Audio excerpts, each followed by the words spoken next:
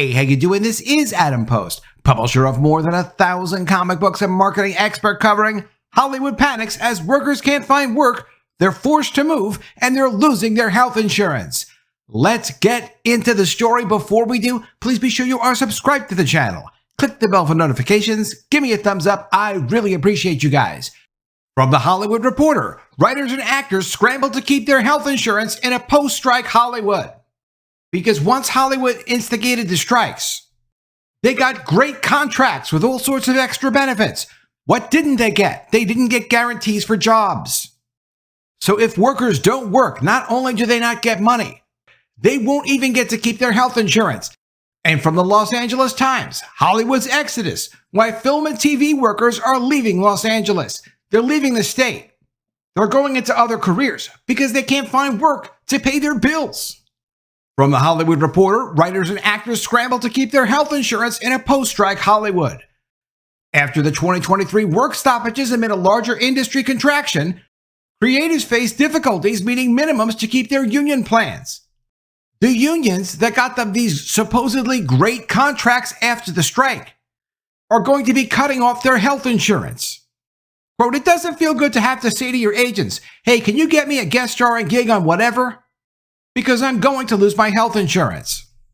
In April, actor Miki Yamashita says she received a health diagnosis that requires surgery to remove non-cancerous tumors.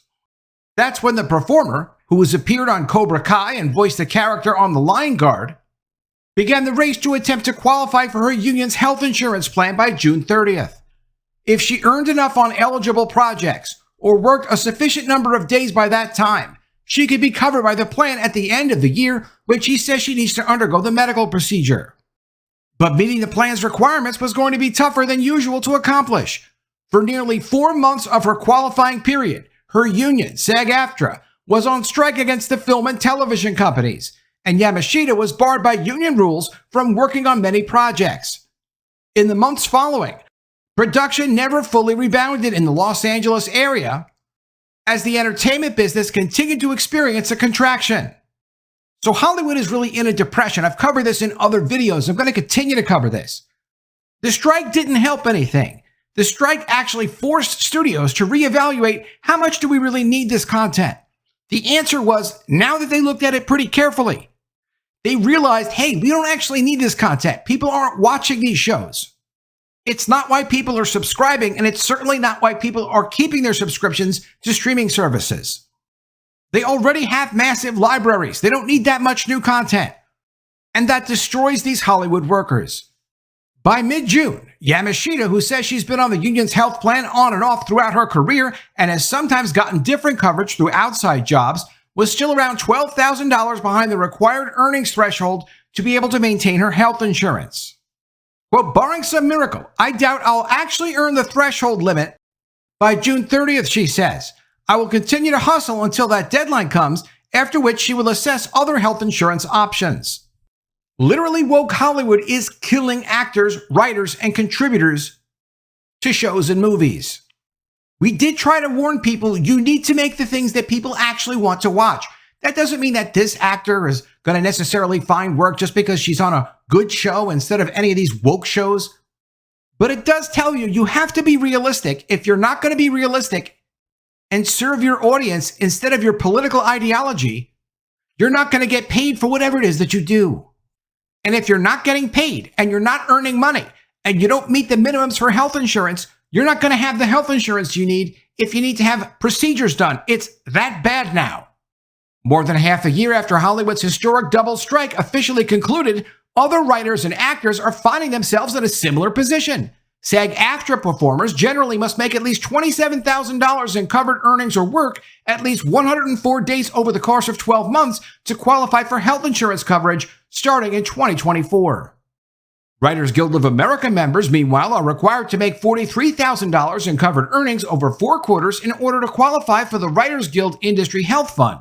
Starting July 1st, they must make $45,000 a year. It's also not like these unions actually have control over some of these contracts. There are limits to their financing also.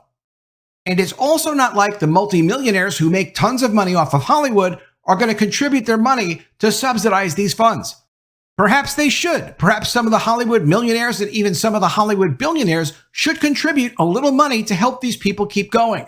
The problem, though, is as much charity as they would give out, unless what they produce is actually something people want to see, it's never going to have a future. They continue. To be sure, the health plans are offering some leniency for participants after the months-long strikes. The Writers Guild Industry Health Fund and the SAG-AFTRA Health Plan, which operate separately from the affiliated unions, are managed by trustees from both labor and management, and are offering extensions of health coverage for 1/4 if union members meet certain requirements. Though these extensions have provided additional time, they haven't been a cure-all for some members, as the Writers Guild of America West acknowledged in a statement that had laid the blame at Hollywood management's door. Quote, studio decisions over the past few years have disrupted industry employment. They've cut the number of projects developed and produced and forced 2 strikes. The Guild cares deeply about writers who are losing coverage and will continue to fight for quality health care for writers and work with organizations like the Entertainment Community Fund to ensure access when Guild coverage lapses. So they say they'll do their best, but yeah, the coverage is going to lapse and certain people are not going to have their health insurance because they bought into and tried to sell propaganda.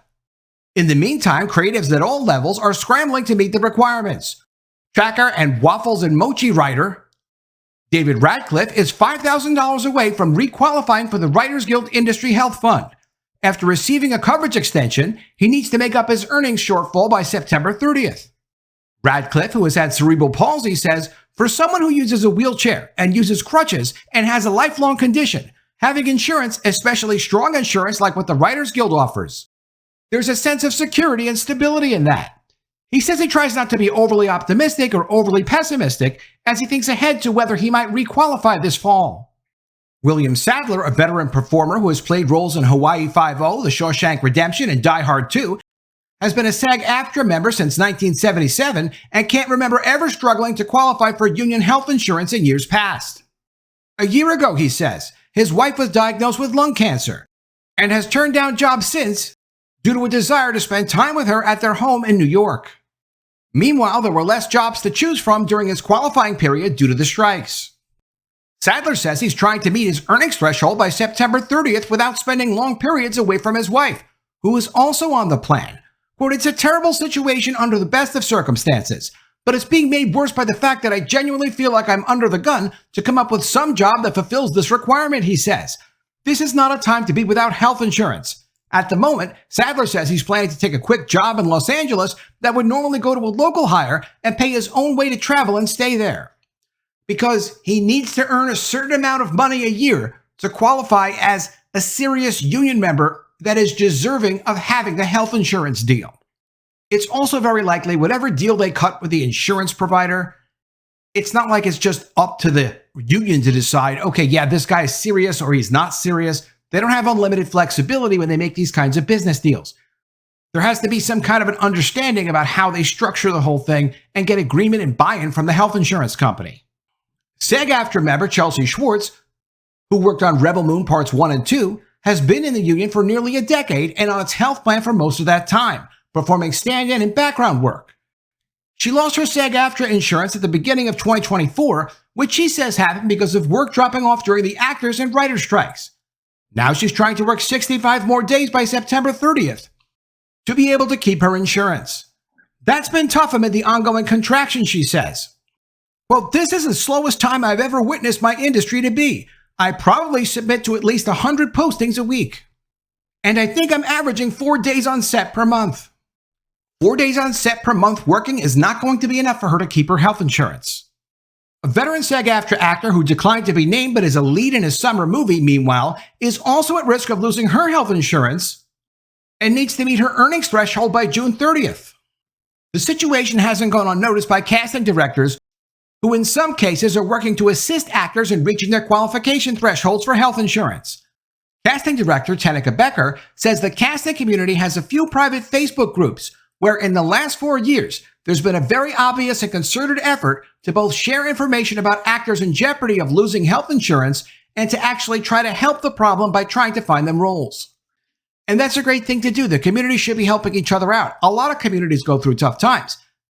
But this is historic. and it's particularly because they focused on producing the wrong things that people didn't want to see. Actors and writers are also disclosing their qualification challenges on social media. Yamashita posted a video on May 10th that asked for help finding work. That video was shared and liked by thousands on Twitter alone. Since then, she's been working pretty steadily, she says. Quote, I've been incredibly humbled and blessed by the outpouring of goodwill. Writer Carlos Cisco, who worked on Star Trek Discovery and East Los High, is another worker who disclosed his health insurance situation on Twitter. In his case, he's set to lose his coverage after June 30th. He says that his ship has sailed now on requalifying for the health insurance plan before it expires, and he's applied for Medi-Cal. Medi-Cal is California's Medicaid program that will provide public health insurance to cover for losing their Hollywood health insurance. Overall, it wasn't a difficult decision for Cisco to go public. He was inspired by seeing another writer doing the same. Quote, if there's one thing we learned from the strike, more than anything, it's that we need to talk about our problems openly with each other, he says. More often than not, we share the same problems and we're not as isolated as we think we are. It's terrible to see people not be able to get work. It's terrible for people to not be able to have health insurance. Not everyone has it anyway.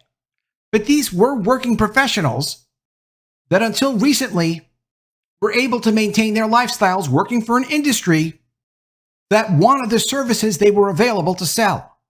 After the infiltration of woke Hollywood ideology, they got involved with a system making things for people that nobody wanted to see. And from the Los Angeles Times, Hollywood's exodus, why film and TV workers are leaving Los Angeles.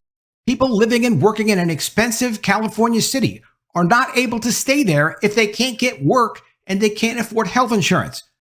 At the same time, costs of living just continues to go up. How long are these people supposed to stay there before they leave the state and go find other things to do? Let me know what you think of all this in the comments below. Always love to see your ideas. Please be sure you are subscribed to the channel. Click the bell for notifications, give me a thumbs up, and I'll see you again soon with another story. And if I don't see you, I will miss you.